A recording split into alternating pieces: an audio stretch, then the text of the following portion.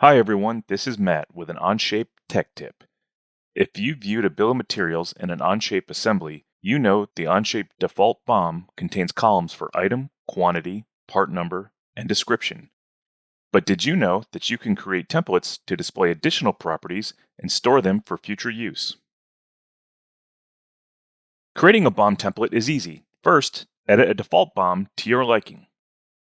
Next, right-click on the three-dot menu in the upper right corner and select Save as Template.